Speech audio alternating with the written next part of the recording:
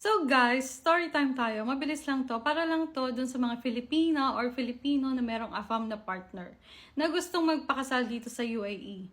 So kasi nakakatanggap ako ng mga tanong kung magkano ang ginastos, ano yung requirements, paano yung procedure. So guys, let me tell you my story.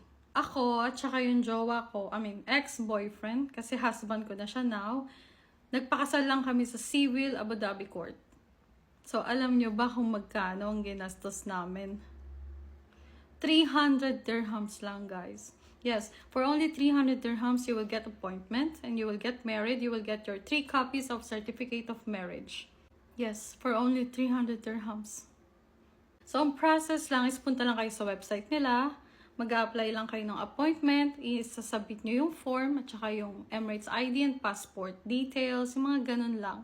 Napaka-basic na requirements. So, bakit nga ba hindi ako or kami kinasal sa Philippine Consulate? Is because nung nag-check ako sa website ng ng PCG, let's say, ang daming requirements. So, para sa akin, para ma-process ko lahat ng requirements, kailangan ko ng oras. Kailangan ng birth certificate, kailangan ng SENUMAR. So, saan ba manggagaling yun? Di ba sa Pilipinas? So, syempre, gusto naming matapos or mag-start yung taon ng kasal na kami. So, wala kaming ibang choice, kundi magpunta kami sa Civil Abu Dhabi.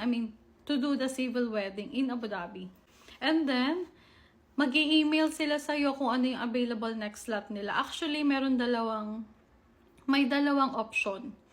Yung unang option is 300 dirhams kung hindi urgent yung kasal nyo. Sila yung magbibigay sa inyo ng date kung kailan yung available schedule nila.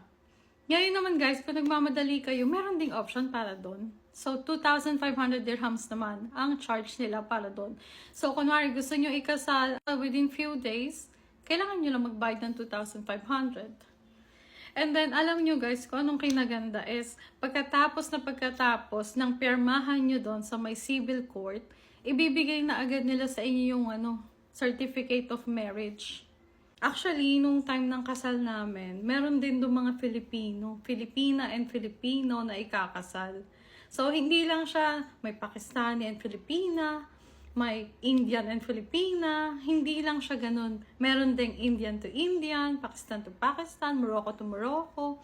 Any nationality, basta hindi lang locals. Pagka-submit ko ng registration, within 1 week nakakuha ako ng slot. Yes. Nakakuha ko ng slot. And then, ano yung dinala ko nung day of the wedding? Wala. Wala. Emirates ID lang ang dala namin. Tapos nakadamit lang kami ako nakadamit na white, tapos my husband, yung normal. Actually, mabilis lang siya guys. Mga 15 to 20 minutes lang. So, this is the part 1 of the story. Kung may tanong kayo guys, just comment below.